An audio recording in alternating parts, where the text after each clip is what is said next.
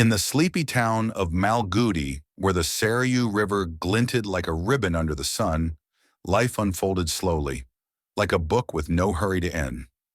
The year was 1930-something, and here lived Chandran, a young man fresh from college, his Bachelor of Arts degree still crisp in his hands. Malgudi was small, dusty streets, a temple bell, the chatter of neighbors. But to Chandran, it felt like the edge of a cliff. 21, full of dreams, and nowhere to put them. This is his story, a stumble from youth to something like wisdom. Chandran wasn't tall or striking, just a wiry boy with bright eyes and a restless mind. He lived in a tiled house with his parents. His father, a retired clerk who read newspapers like scripture, and his mother, who ruled the kitchen with quiet force. His little brother, Sinu, trailed him like a shadow. College was over. Albert Mission, with its dusty books and droning professors. Now what? Chandran wondered. He'd aced history, but history didn't pay bills. Go to England, he dreamed one day, imagining Oxford's spires. His father laughed. With what, my boy? So Malgudi it was. Days dragged. Chandran tried working, selling newspapers for a local press. He'd stride through town, papers under his arm, feeling briefly important. But the heat, the haggling, the boredom, it wore him down.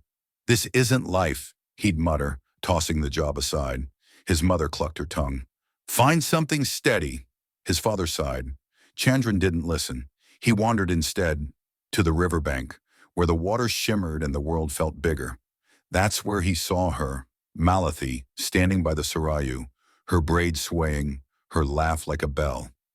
And just like that, his heart forgot how to sit still. Malathi was a vision, 14, maybe 15, with eyes that sparkled like the river itself. Chandran didn't know her name then, just that she was everything he didn't have. He watched her from afar, a coward in love, until his friend prodded him. Ask her family. So he did, through his parents, properly, traditionally. She's from a good home, his mother said, hopeful. Meetings were arranged, horoscopes drawn. Chandran paced, dreaming of her voice, her smile. He'd marry her, build a life. The stars, he thought, would agree. But stars, it turns out, are fickle. The astrologer came one evening, charts in hand. No match, he declared. Her planets clashed with his. Malathi's family bowed out. Polite, firm, gone. Chandran sat stunned. Horoscopes, he spat. What about me? His mother wept quietly. His father patted his shoulder. But the rejection sank deep, like a stone in the Sarayu. Nights blurred into days. He stopped eating, stopped talking. Malgudi felt like a cage. If she's not mine, he thought, what's the point? Love so bright had turned to ash, and Chandran couldn't bear the weight. Months later, Chandran trudged home, thin, sunburnt, no longer a monk. His mother cried, his father scolded, then hugged him. Malgudi hadn't changed. The river still flowed. The temple bell rang. But Chandran had. He took up the newspaper job again, not grand, but steady. Enough dreaming, he told himself. His parents saw it too. Time to settle, they said, and soon introduced Susila, soft-spoken, sensible, a girl from town. No riverbank romance, just a quiet yes. Chandran agreed, not with fire, but with calm. Life, he learned, didn't need to dazzle. One dawn, he snapped. He packed a bag, left a note, I'm going, and walked out. No plan, just pain. He wandered, past fields, through towns, until he reached a temple by a dusty road. There a sannyasi shaved his head, draped him in saffron. Renounce it all, the monk said. Chandran nodded, hollow. He'd be a holy man, no love, no hurt. For days he roamed, begging for rice, sleeping on stones.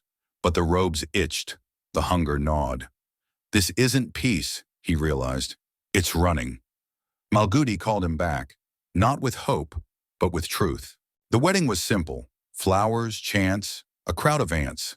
Susila moved in, her laughter filling the house. Chandran worked, selling papers, saving coins.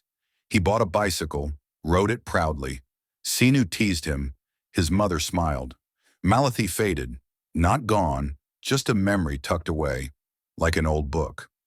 This is enough, Chandran thought one evening, watching Susila hum in the kitchen. He wasn't the boy who'd fled. He was someone new. Flawed, yes, but standing. Malgudi held him, not as a cage but a mirror.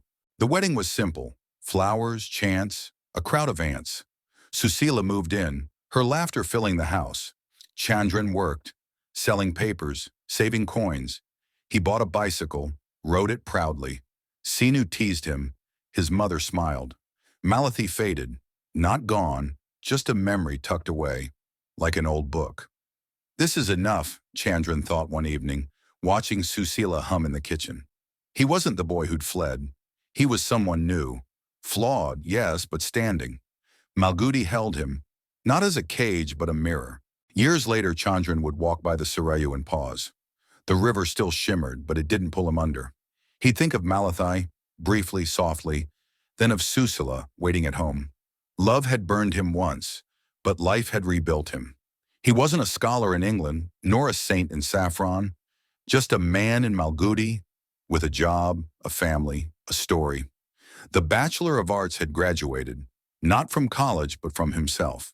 In Malgudi, where time flowed like the river, Chandran found his place, not in the stars but in the dust beneath him.